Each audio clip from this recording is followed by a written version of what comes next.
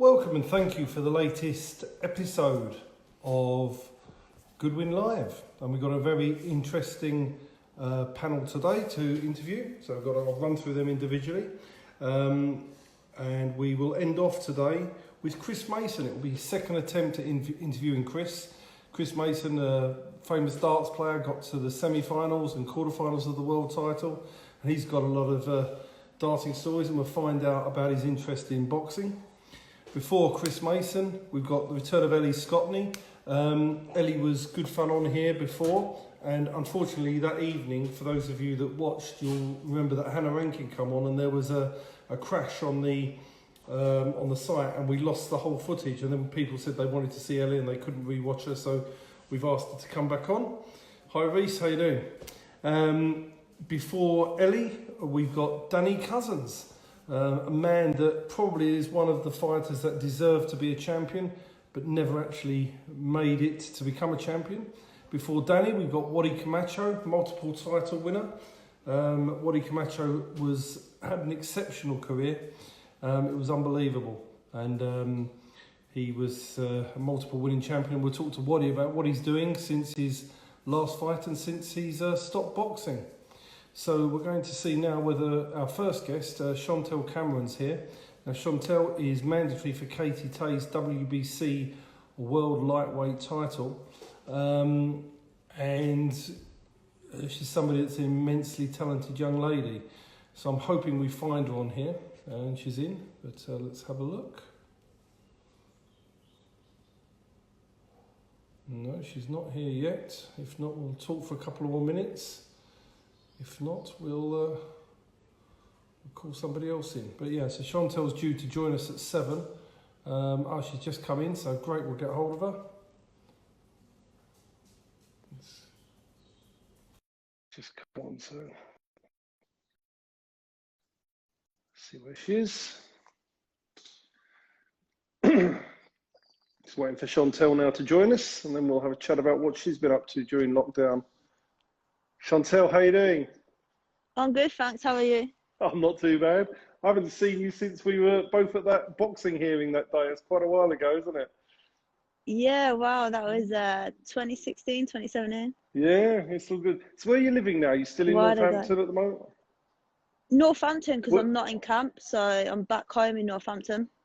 Are you keeping up training, or are you just taking it as some time off? No, I'm not going to take it as time off because I'm scheduled for some big fights, so I didn't want to take any time off. So I'm ticking over, but obviously it's not the same as the gym, is it? But I'm doing what I can. And did you have a fight lined up when we went into lockdown? Yeah, so I was on the Terry Harper and Tasha Jonas undercard, just doing a warm-up fight. Oh. So I was doing a 6-pounder, and then I was scheduled to have a world title shot. Did Eddie Hearn signed you, or was it just that you were just fighting on the show? No, because I'm mandatory for the lightweight, super lightweight. Yeah, but I'm taking the super lightweight, so I'm mandatory for that as well. Yeah, so I'm gonna have a shot at the super lightweight, and then come back down to lightweight again. Be greedy, get what I can. Who's the champion at super? Who's the champion at super lightweight? It was Macat. She's fighting Cecilia Blackhouse now. So it's going to be vacant. Okay, so they'll find you the right fight, and then you'll be away. Yeah, so that was the plan. So then you're going to drop down to lightweight again afterwards, are you? Yeah, lightweight's a better weight division for me, but obviously I don't want to be waiting around forever. I need to grab the opportunity what's there, and MTK did a great job of getting me the mandatory for super lightweight. So I'm just going to get the world title there. Maybe go for multiple world titles there, but definitely not leaving the lightweight division. I think that's where I'm best at. That's good. So, I mean, obviously I'm not going to go into any detail about, you started your career with the McGuigans, didn't you? And then you left. Yeah. I'm not going to ask anything, is that now resolved, or is that still ongoing? Luckily, March, my contract ended, but last year it was ongoing. So that was a bit of a nightmare, really, because I was obviously trying to prepare for fights in Manchester, but I was going down to London for trying to get the matter resolved and that. But luckily now that's all over now. So I can just concentrate on my actual boxing now. And so you train with Jamie Moore now? Yeah, with Jamie Moore and Nigel Travis. And how are you finding it there? Oh, amazing. It's so good. Such a good atmosphere in the gym and just lovely people as well. Yeah, just not just a boxer there, like they look after you like you're their own. So it's much better. And do you go up? Do you stay up there when you're training as well? Yeah, I stay up there. So Manchester's like 2.5 hours for me. So I Mm. stay up there the Monday to Friday and come home at the weekends. Oh, brilliant. So are you looking one day to try and get revenge for your amateur fight with Katie Taylor? Is that your plan one day? 100%, 100%. Amateurs is different to the pros as well. Yeah, But without a doubt. even in the amateurs, like Katie's a league of her own. She's an amazing athlete. But in the amateurs, it was my second international. So I was Yeah. novice anyway. But she beat me. She beat me hands down. Like, but I think it would have been more interesting the end of my amateur career to have had a bout with her. But I never got the bout. I always different ends of the tournaments. I mean, I genuinely think, and I think as a pro you'll beat her. I think I'd be having a good wager on that. I think you're hot favourite to beat her. It's a different world, professionals, and I think she's she's obviously a superb pro, but Yeah. she's not invincible. She's not invincible as a professional, that's for sure. I think in the pros, I think I'll hurt her. I think I'll be too much. I Yeah, think, so do especially in my style, I'm relentless. Like when I seen Delphine Pursoon boxer, I feel Delphine was great. She was a massive engine, but I feel like I'm stronger and I'm fitter, I. and Sure, I've got a better boxing skill set than Delphine. So as soon as I for seen sure. that, I was like, I can win this fight, and it made me grow in confidence as well because I was like, I can win this. It's a winnable Yeah. fight for me. She's not invincible. Yeah, that's true. So what's your life normally outside? So apart from when you've been in lockdown, what do you do apart from boxing? Eat like to go out and eat with my mates. Cinema a lot. Just basically just socializing and chilling out really. You still keep Don't in really contact, do obviously, much. you keep in contact with everybody in Northampton still. Then, so Oh, you've done 100. a Oh, great. I make sure. Look, it's my hometown and I've got great support in Northampton. So when I come home at weekends, I make sure I catch up with everybody Yeah, and go see my mates. I go on walks now. So if I'm not training and it's like a rest day, I'll go on like nice walks, bike yeah. rides, just things to chill out. I'm always active. I'm always on the go. So even when I'm having a rest day, I'm doing something. Have you had any notice from Eddie about when they're expecting to stage your fight? No idea. So I don't know if I'll be having the warm-up fight or I don't actually know what's happening. Obviously, at the moment, there's a lot of rumours going around and saying boxing's going to be closed doors, all sorts. But I guess nobody actually knows what's going to be happening. Nobody knows for sure. Yeah, It looks nobody knows for likely. sure. It looks likely it's going to be closed doors. That seems to be the way it's going to go. But even so, they're still going to, even behind closed doors, Sky are going to need some content. So I think there'll be a lot of busy shows on. But it's whether they're going to give people warm ups because Sky might want competitive fights start to finish if it's behind That's closed why doors. I'm That's the issue. staying. I'm staying ready. I'll be willing to just go straight into the world title fight. I've worked hard enough for it, so I just want my shot. And if it's got to be my next fight, I'll happy to take it. But yeah, the only other problem you've got is will they be allowing people to fly in, boxers to fly in from abroad? So that's the next. There's so many things unanswered until we can get back to normal, isn't it? It's really Yeah, I difficult for you. heard that it's going to be difficult to get international boxers in. Mm. And again, So there's not many. hopefully it won't be a massive delay because nobody does know what's going to happen. So I'm being optimistic, but at the same time, got to be Got to be. realistic as well. So Yeah, I just spot got to on. make sure that I'm ready for it when it does happen. And if I Yeah, get for a those. warm-up fight, great. But if I don't, Listen, you can win that without a warm up. You can win that without. No, I'm certain you're going to be one of the top women's boxers that the UK is going to produce now. I think you'll win multiple world titles, probably 2 or 3 weights. So I wish I you all the just best, need Chantelle. the opportunity. Yeah, brilliant. Yeah, so no, it's good. You've got the opportunity now. I mean, Eddie will want to keep if you're going to be winning world titles. So you've got your platform there, haven't you? Yeah, definitely. Just got to get that shot, and then it's going to be good. Be an exciting journey. Oh, that's brilliant. Well, thanks a lot, Chantelle, for coming on. Really good to talk to Wicked. you Thank again. you. You look No after worries. yourself, and I'll catch up with And you you soon. take care. Right, bye. Take care. Bye-bye. Bye. and that's future world champion Chantelle. And from a future champion, we're going now to a past champion. Hopefully we're going to find Waddy Camacho on here. See if we can track down Waddy.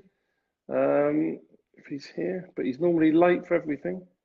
If not, we'll jump to Danny Cousins if Waddy's not here. Oh, he's here. Brilliant. He's on time. What a man. Here we go.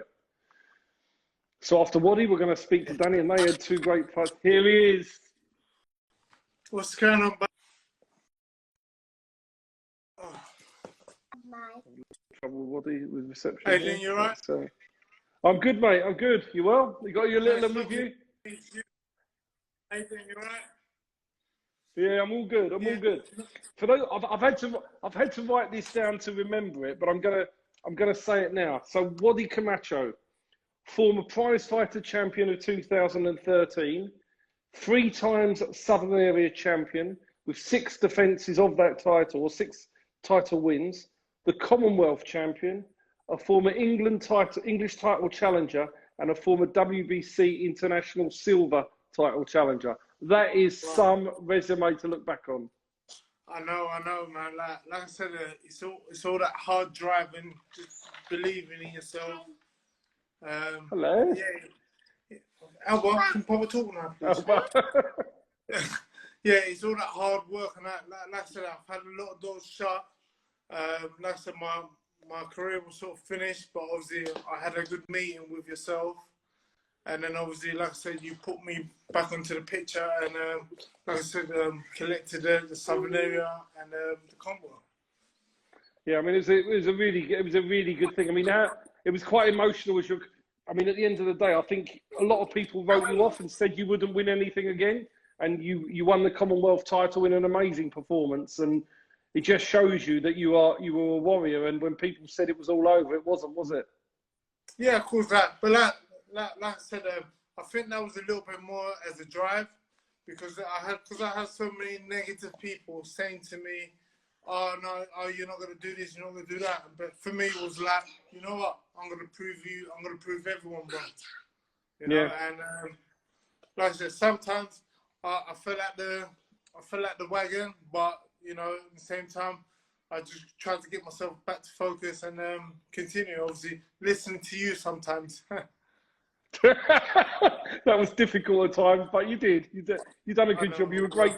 For me, you're not only a great boxer, you're a great friend as well. And it was a pleasure, like looking after you. It's a pleasure to see you now and talk to you now. Anyway, I mean, we had a great relationship. We still have, which is great. And this is what it's about. It's what it's about. Yeah, no, so, 100%. But like I said as well, like the pinnacle was as well is that because I've had so many different trainers, and it's like not like I fell out with them, but I couldn't find the right one to actually gel. And obviously, like me having a conversation with yourself, and then you said, "Oh, you know what? Why don't you go and see Terry Coulter?" Like, you know, I'm like, no. So I must have left that for like a good 6 months or something. And then I got back in contact with him. You went, "Look, you need to go and see him." Blah blah blah. And then from there, it was just a great relationship. Like I said, I felt the love.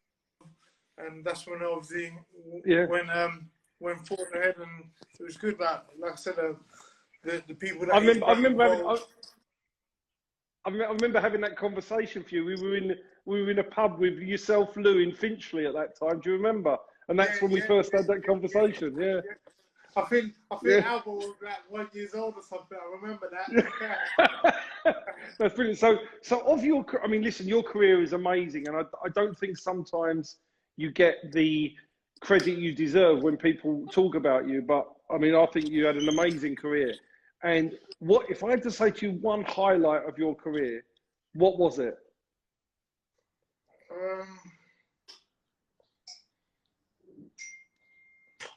Highlight. What was your best night? What do you think? I mean, there's so many of them, but what night stood out? I think the one that was the combo was nearly, but obviously, like I said, I had all that chairs dropping in, so basically I felt robbed from that because I couldn't really enjoy myself and celebrate. So I reckon that the other one was the prize fight, because that was another one that everybody actually thought that I'm not gonna win at all. And then all of a sudden, you know, I went against the odds. And then, but like I said, for my family to be there, my friends, close friends, it was amazing, amazing night. I mean, I mean that was when you announced yourself, wasn't it? That's when you announced yourself to the world of boxing. I think that day. Yeah, like I said, you know, like I said, I've had a lot of different opportunities as like to get the English title and this and that. But like I said, in boxing, and this is out to all the other boxers out there, your mindset has to be totally clear, because you can't go into a fight and if your mindset's not there, regardless how much training you've done, if your mind's not there, you're not gonna win. Like you're just gonna go back down, you know. But like I said, my career's been like this, like a roller coaster. You know, that's how life is, unfortunately. That's an easy life. But what you showed was when you were down, you got back up, and you got back up bigger and better. And that was just you know, it's amazing, because it's very easy to be doing it when you win. How many boxers do you see have one loss and never fight again because they can't take the losing? And you lost, you come back up, you fought back again. It's amazing. But yeah, 100%. But like I said, it's that. Yes, I had that self motivation to obviously push on. But sometimes in this type of sport, because it's type of lonely sport like it, sometimes you need, obviously you got the right managers, etc. But you need the right coach as well, like, and the right team around you. And like I said, I'm so kind of blessed that obviously you hooked me up with Terry, and then after I had Lee Miles, Alex Branning, John Branning. So it's like them lot just pushed me really hard, and I just felt the love as well. So that's why I got to achieve what I achieved. But you know, have you got any regrets about over your career? Any regret? Have you got any regrets? Regrets. Yeah, I didn't win the English title. That's one belt that I went for it 3 times. Yeah. And I lost. Obviously, like I said, the first one was China Club. Oh yeah, 3 times. Yeah. When I had 3 times. 5 fights. Then after, obviously, it was 8 belt. But obviously, when and Dion. Yeah. And obviously Dion that. But like I said, with the Dion fight, it was just one of them situations that I was just doing things myself, and it wasn't Waddy in the ring. It was just probably what everyone says, the crazy macho or something, you know. And but yeah, you know, like I said, that's the other thing. And that's one thing I said to you before when I joined, obviously, you to be my manager. I said, you know, I want the southern area, the English, the British, and then so and so and so.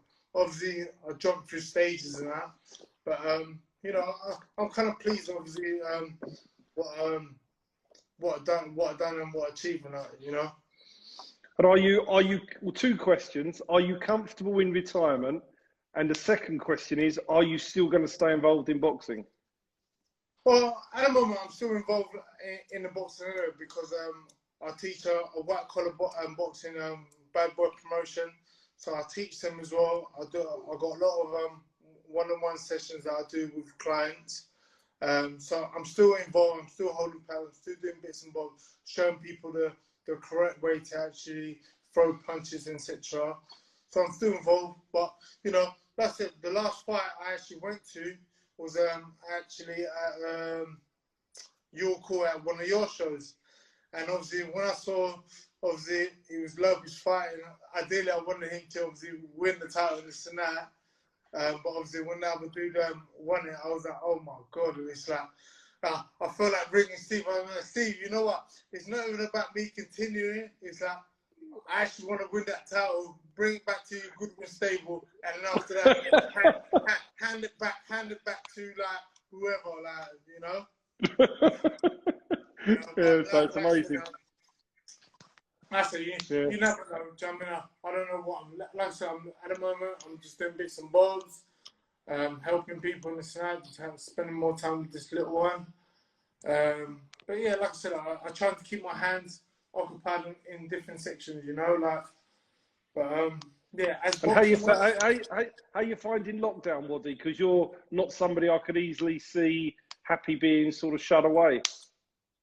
Lockdown's alright, really. It's not that bad because, like I said, I'm still out and about doing my 1 hour sessions. Like if I'm going for a run, but like I said, I'm kind of sort of content as well.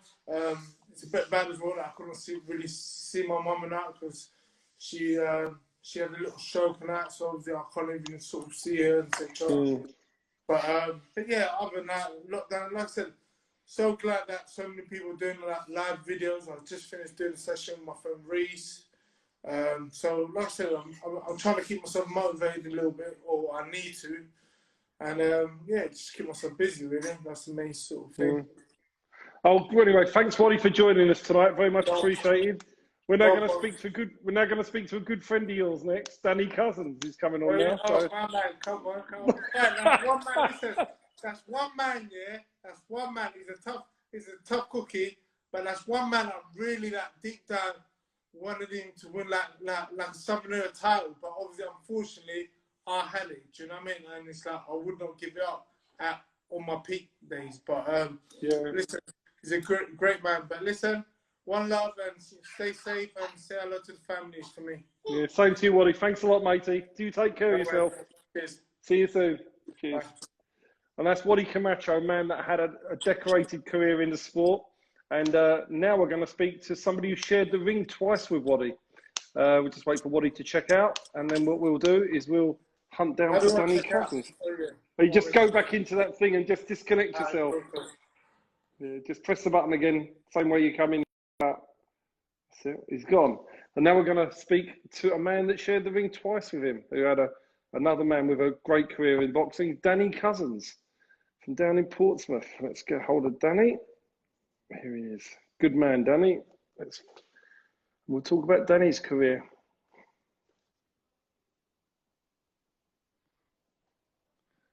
Steve? Danny, how are we doing? All good, mate. You all right? Yeah, not too bad. Not too bad. Hey, family well and everything? All good, mate. Yeah, all good. All good. Trying to do the best we can. Lockdown, mate. Yeah, you staying fully locked down at the moment, are you? Well, I'm doing a bit of exercise and that, Steve, but obviously going to the shop and that, but that's about it.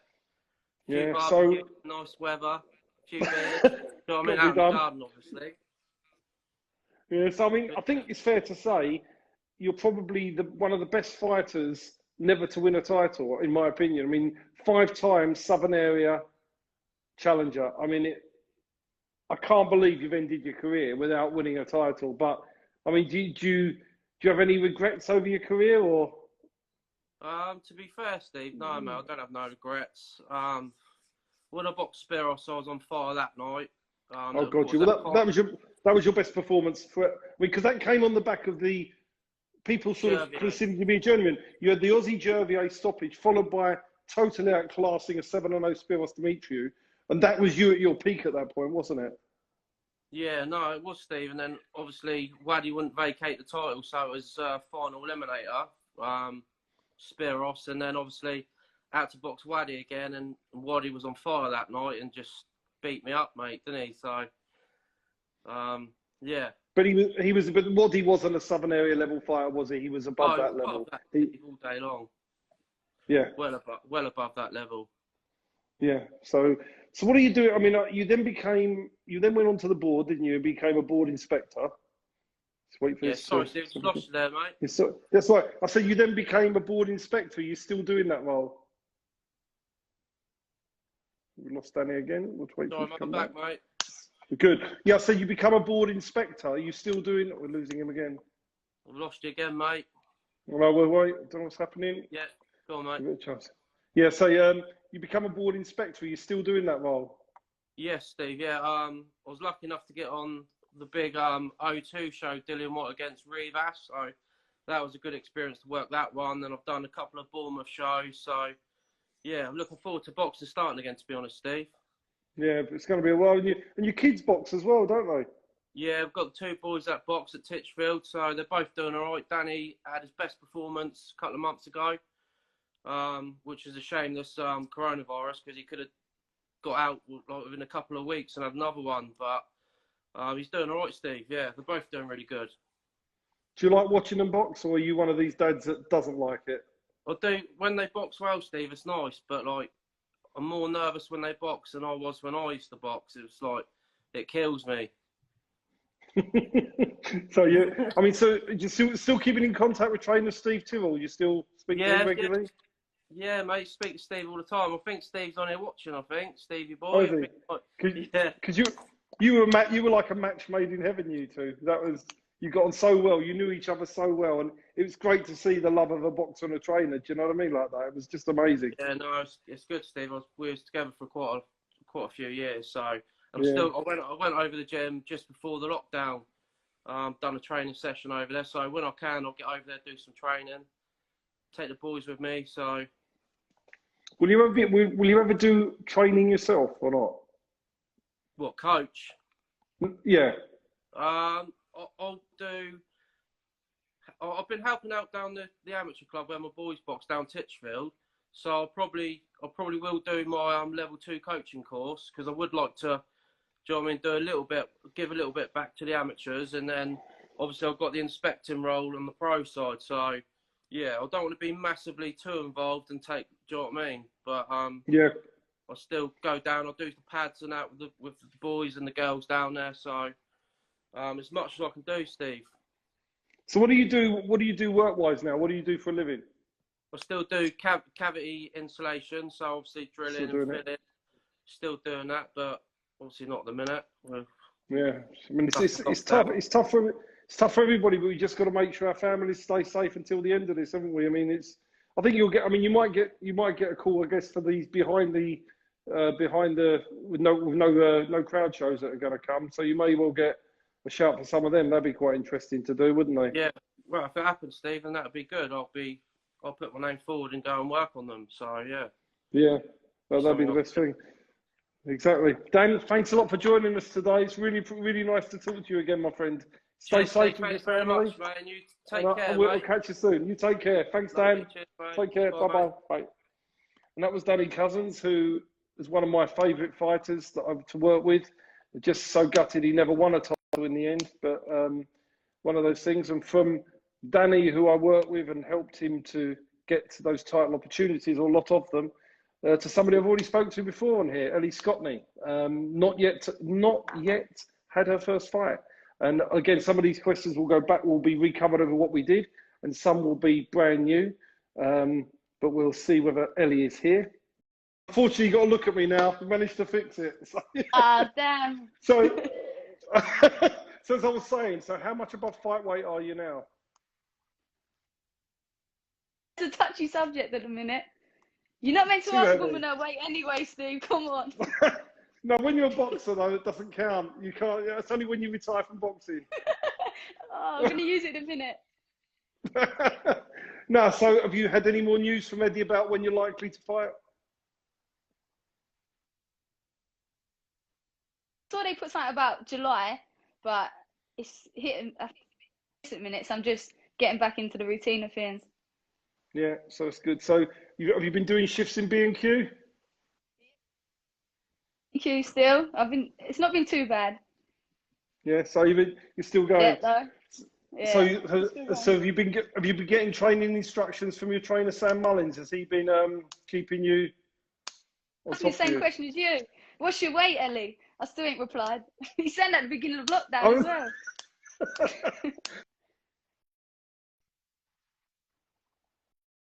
Has he been telling you what to do in the meantime to keep fit and stuff like that?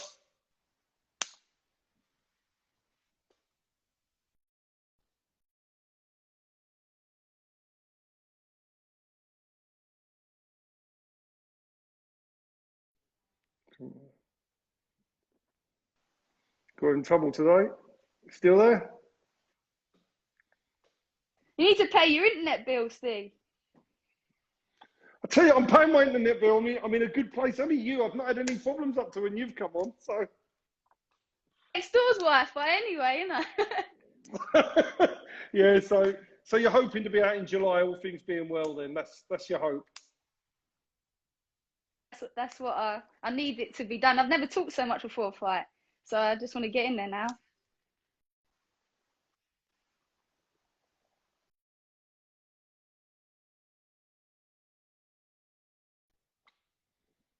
I think we're going to lose her. I think it's not. You still there? Can't even hear her.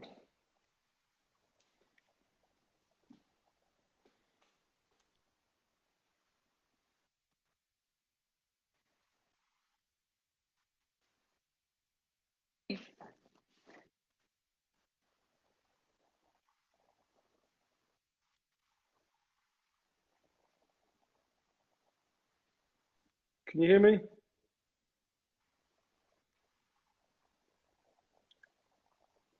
Can you hear me, Ellie?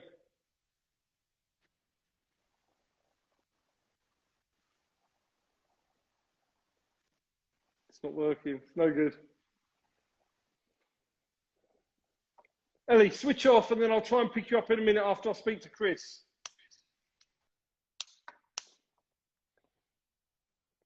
I don't know who signaled that one, so we'll try now and just try and get hold of Chris Mason because we had bad luck with him last time. So let's hope we can get hold of Chris, and then I'll go and pick Ellie back up afterwards if she's still there.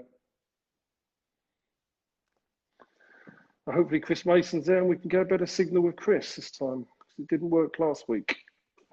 Let's see if this works tonight. We're there, Chris. We're here. How you doing, mate? You all right? I'm good, my friend. I'm good.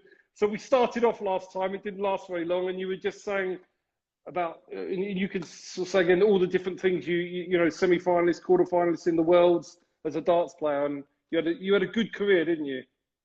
Yeah, it was considering everything that went with it. You know, much publicised problems with mental health, more clinical than sort of emotional. Yeah, considering when I seen a few psychiatrists afterwards, they said, well, you didn't do anything competitive in your life, did you? And I was like, well, yeah, I was a professional dart player. I got to #3 in the world briefly.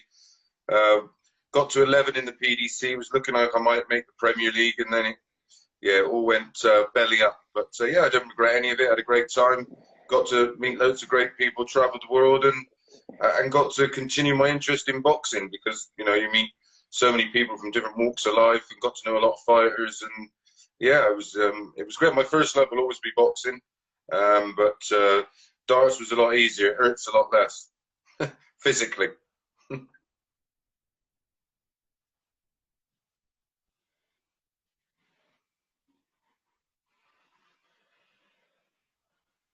You just broke up there, mate.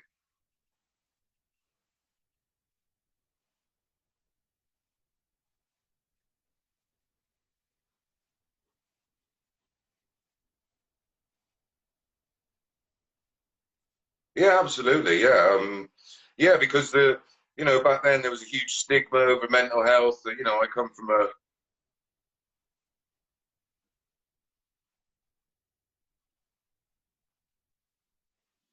yeah, yeah, absolutely. I mean, there was a lot of stigma surrounding, you know, especially my background from.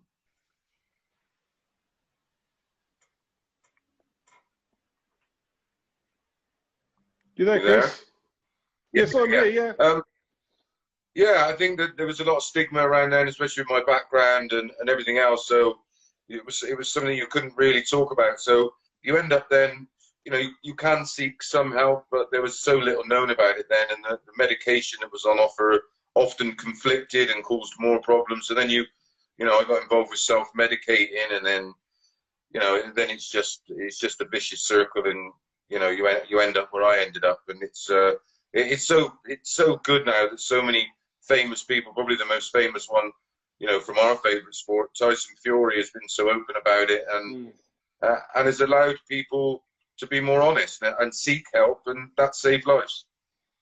Yeah, I mean, I'm one of the boxers I looked after is a former pro footballer, Leon McKenzie. He suffered very badly with it as well. Yeah, and again, that background, it's not something you can be open about because, you know, ultimately it's seen as a weakness, which obviously it isn't. Yeah. But, you know, if people think you're mentally weak, especially in, you know, not so much a team sport, though it has a massive effect on the individual. But when you play an individual sport, there really is nowhere to hide. And, you know, I think it was being prevalent now with footballers when they retire. They've got nothing to fill that gap, and that's when it becomes a problem. And in boxing, of course, boxing is a huge. You put on this huge platform, you know, thousands of people come and watch you, and when that goes, I mean, we've seen the effect with my good pal Ricky Hatton, and he had a terrible time when he retired. He just couldn't cope, but fortunately got the help and got advice, and he's now, you know, he's 100%. He looks well, sounds great, and he's doing well in life. And where did your love for boxing start? Well, my brother boxed. A lot of my family members boxed. I come from a gypsy background on my father's side. Fortunately, I didn't have to go through the turmoil of being brought up in a van. But yeah, so I was always around boxing. And ironically, you must know him, Dennis Stimpscombe. He runs the Broad Plain ABC in Bristol. He was yeah, it was a boys' club, Broad Plain Boys' Club. But he also had a massive interest in darts in Cadbury Heath, and I was a bit of a tearaway, so my dad used to take me down there regular. And then when I was about 16, 17, I trained a lot at the Empire Club, and around that time we had there were so many great fighters in Bristol then: Glenn Catley, Dean Francis, bless his soul, Adrian Stone before he went to America, and of course Chris Saniger, which I'm sure is a promoter you know very well. And I just got involved in it, and then I started doing bits with kids and that, and just taking the pads, and then when I got involved in darts, obviously, you know, everything that went on with it, that side of my life completely changed, and I got involved with the lifestyle of a then professional dart player. It's moved on a lot since, but yeah, it was a lot of late nights and a lot of awful food and a lot of drinking, and yeah, I put on massive amounts of weight. And then I quit playing about 8 years ago, and then 6 years ago I sort of slowly got involved, you know, just in local boxing clubs, and then I got off medication and I got fit and, you know, dropped 40 pounds. And I was originally, I did PT in my late teens, and I did a refresher course, and then got involved in understanding about food and gut health and how what you eat affects your brain. It's, you know, there's so much more development in that and understanding, and yeah, that's pretty much my life now. I PT at the local gym. Unfortunately, our local boxing gym closed because I was gonna, you know, start trying to do a bit in there with some of the younger fighters. But yeah, I just love boxing. It fascinates me. You know, I had a few fights, but nothing official. I did a lot of sparring, but yeah, I've got massive respect for the bravery involved of stepping into that. You got to have big balls. Yeah. And what are some of the best fights you've seen live? Do any stand out for you? Oh, probably Ricky versus Costa. I was a few rows back with a load of Ricky's mates. It was yeah. There was I've never been to an atmosphere like it was there at the MEN. It was just literally, even the build up, the Saturday afternoon in town. You know, everybody having a beer. It was a nice enough day. It was cold on the night, I remember that. But yeah, it was just remarkable, and the love he had of the people of Manchester, and still has to this day, because he was a man of the people. And we went to a pub. I'm pretty sure it was Carol and Ray's, his parents' old pub, and he used to do that thing, you know, shit shirt day, and well, it was just unbelievable. The after party went on throughout the night, and then everybody went to the pub on the next day, and it was just to see the guy that was in front of 25,000 people beforehand.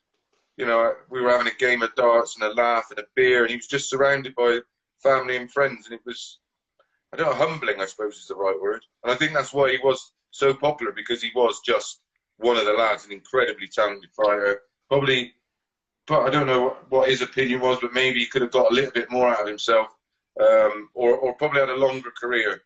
But obviously he had his problems, which shortened his career. But wow, what a great servant to British boxing. And they say about AJ and that, I'm not having it. Ricky was the game changer in terms of the fighters and the purses they want now, because there was no following in boxing, I don't believe, or not since I've been watching boxing, that was anything like Ricky's. Maybe Frank Bruno's, that might be the closest thing, but yeah, I mean, you look at the amount of people Ricky took to Vegas. I mean, it was just mind blowing. I think there's no doubt that the warmth that Ricky had, and then the warmth that Frank had, far exceeds the warmth that AJ has. There is no comparison. It's not on the same planet, that's for sure. Yeah, I think that's, you know, I probably would think, and I don't like the word, but I use it a lot. I think far less casuals would have followed Frank and Ricky around. They were people that, you know, were boxing fans, where AJ's got that crossover appeal. I mean, perfect time in the Olympics, being in the UK, the way he's been marketed and managed. And listen, he comes up for a lot of stick. We've all, you know, a lot of wiser people than me have said, look, it's not how you start your life, it's how you end it. And, you know, he has, well, people sort of rub his nose in it, his past. But I've met Andy countless times. Lovely guy, does so much that gets unheard of that he does for the community, and not in this country, but all over the world. He's a really genuinely good guy, and you know, he's a nice guy. Look how he's turned his life around. Rather than people ridicule of what he did in his past, they should, you know, celebrate what he's done with his future. Listen, everybody's got a past, and I often have boxers come to me who have been in prison, who have done this. They're nice people. They just had things happen in their life, and you've got to help to pick them up and try and help them to improve. Exactly. Listen, you shouldn't have to. You shouldn't, unless they sort of murdered someone or whatever else. You shouldn't. You know, it's not a life sentence. You know, breaking the law shouldn't. Making mistakes in life, and you know, we all make them. A lot, you know, and a lot of the hypocrites make them. May not have ever been caught.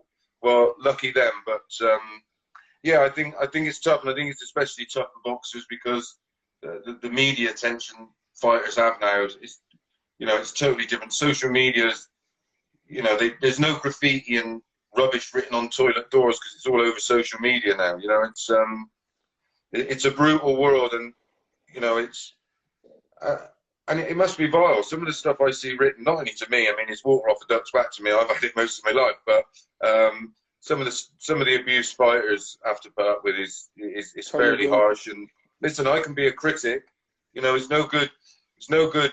You know, if you're prepared to put yourself out there online and bump your gums, you know, you're leaving yourself open for a response. So, you know, I have been equally as critical as some fighters, and I have my opinion on some fighters. I only ever gave Wilder a puncher's chance because I think he's a very average boxer. I don't go with this generic, he's the most powerful heavyweight. All the people he's been putting over have either been put over since, put over before. You know, where you get found out, you know, even Mike Tyson got found out. When you get to that elite level end, they don't fall over.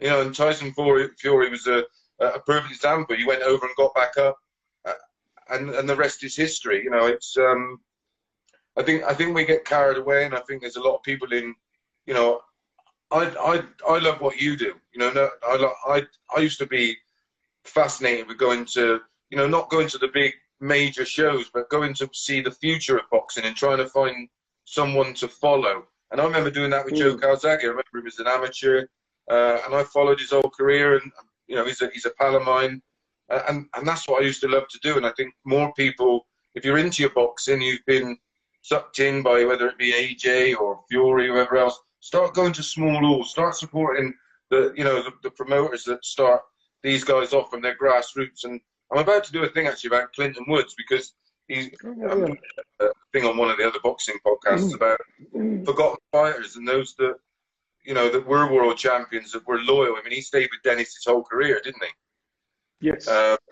You know, and I think that's important. I think loyalty, and you know, we've seen how certain promoters have been treated in the past by fighters, and I think that's sad. And yeah, I beg for everybody to support the small halls and go and find a fighter to follow, because that used to be great back in the day. Going to York Hall and, you know, seeing fighters that you may not have seen on TV, or you might see them, you know, fight for a world title on TV or something like that, and then you'll get priced out of it, you know, because it's an expensive sport to sit, you know, ringside or, you know, a few rows back now. You've got to be fairly wealthy, and that, you know, that's another thing that you don't get at the smaller hall shows. You all get a good seat.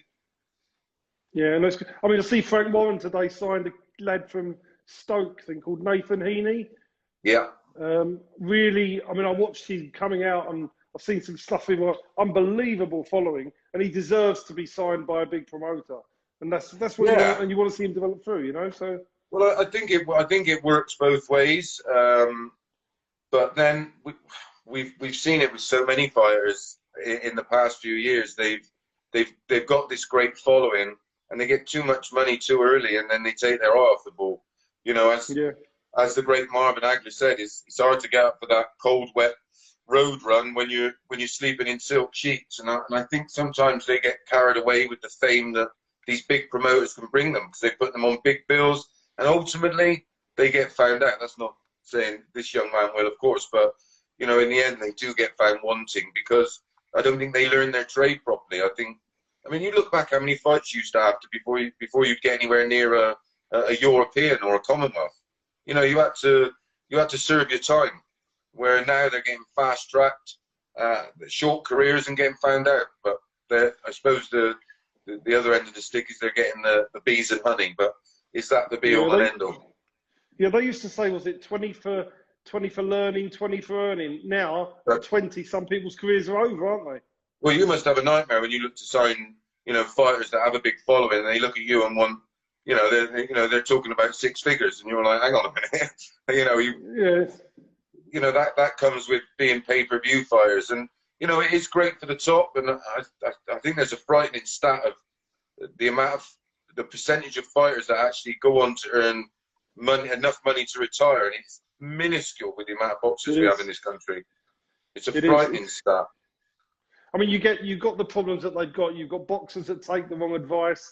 They sign with the wrong people who don't give them the money. You then get boxers who, when it becomes their fault and they're too greedy and they go and do the wrong thing. So, you know, a boxer has got to make really good choices, both inside and outside the ring, if they're going to make good money. And Anthony Joshua is an example of somebody that's made really good choices all the way through, isn't he? So yeah, and he stayed loyal with Robert McCracken.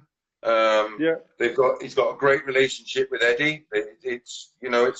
Everything's transparent. You know, and he still keeps the same people around him. In fact, his entourage gets bigger because, you know, he likes to keep everybody involved. And yeah, like I said, I think he's a nice guy. You know, I've been critical of him. I don't think he's the greatest heavyweight out there. His chin was always suspect in sparring. His chin was suspect as an amateur. And it was only a matter of time before what happened to him happened to him. That's not because I dislike him. That's far from it. But I think we often get swayed by our, you know, affection for somebody, you know, based on their ability. Did I think it was going to be Ruiz that eventually found him out? No, but there were signs in so many fights building up to it that someone who held a shot, who had quick hands, who could punch a little bit and know where to hit him, was going to find him out. And the problem for him now will be like Wilder. He'll be slightly gun shy, and everybody will fancy just putting it all on the line and just going for it, because they know if they tag him, you know, his powers of recovery to get up there because of his fitness. But once he does get up on his feet, he's scrambled. He's the beast, the genetics. 1 second, just but they also. Yeah, I mean, so I think I know the answer. So Fury, Joshua, you'd fancy Fury? Yeah, I think he's all wrong for him. He's too long.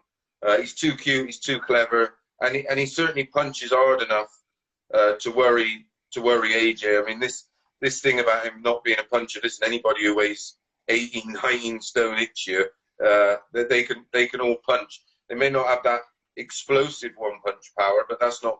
You know, Muhammad Ali wasn't really all about that, was he? No, agree. And it's just shot selection, and Fury will have a way of not working himself hard, but make you work your nuts off to try and get somewhere near to him. You throw a lot of shots. The shots that drain your energy are the ones that miss. And I just think he's nowhere on the technical level of Fury. Does he punch harder? Yeah, probably. Does he look better? Yeah, 100%. Can he fight better? That's debatable. Could he outbox him? No, absolutely not. I mean, this is a guy that, you know, I mean, let's have it right. It wasn't the most exciting fight in the world against Klitschko with Fury, but he stood him on his head. And a fighter that was 18 months older, AJ went life and death with him. And when you've got a common fighter in that trio of fighters, it tells you everything you need to know. And you know, maybe a fully healthy Dillian White might cause AJ all the trouble he needs. Pulev certainly won't, that's for sure. You know, this is a guy that, how he gets himself into these positions and earns all that money, I don't know, but that's boxing politics and I suppose the managers involved and TV companies and everything else. But I think that would be just a quick blowout for AJ, and then he's gonna have his hands full, because I think because of what we've seen with the COVID, I think with your promoter, I've listened to a lot what Eddie said over the last few days, a lot of what Frank said, and I think they realised that maybe stalling could be to their detriment financially, and they might just want to get that fight made as quick as possible and strike while the iron's hot, because there's a lot of money. I mean, that's the biggest fight in British heavyweight history. I don't think there's a fight out there if you remove Canelo that generates this kind of money, and I think they'll be keen to just get it on, get their 2 fights out of the way. Of course, Fury's got the contracted 3rd fight with Wilder if he takes it, which I presume he will, because will he get another payday of that amount of money anywhere else? I don't think so. I think he's been exposed. I think Ortiz exposed him. You know, originally. I mean, I remember watching Wilder when he fought a guy called Harold Sconiers, and the actual coverage of that, I think it's somewhere, maybe on Vimeo or something like that. It disappeared completely, and this was a guy that like almost stood him on his head, and it disappeared from from history, apart from on BoxRep. And I think Wilder would be very much like AJ. Any of the top end fighters will fancy their chances against him because they have been exposed. Yeah, I mean, Dillian White's the other one. He's turned down a couple of final eliminators, but he's sort of stuck on the outside of everything, isn't he? Well, again, I don't have any, I've met Dillian a couple of times. Nice enough geezer. We did the PDC fishing thing with him last year, I think it was. Nice enough geezer, but, he's turned down fights. You can't squinny about going, listen, if you've made all this money out of boxing, you can't squinny about, taking the shortcut of money, right? If the belts are on the line, if there's no belts involved, fair enough. But surely a boxer's dream should initially be to win titles. That the money should be a bonus. And he's just got greedy and then cries about being in this mandatory position for so long. Well, I'm sorry, but if you've turned down fights, irrelevant. They didn't offer him 25 quid. He was probably offered 4 or 5 million quid or 3 million quid. But for your chance for that glory to get your hands on the belts, for me, I think it's short-sighted. I mean, he could end up now. Let's be honest. He could end up losing his next fight. That's it. He won't get himself in mandatory position again. No, that's fair. There was an argument for taking.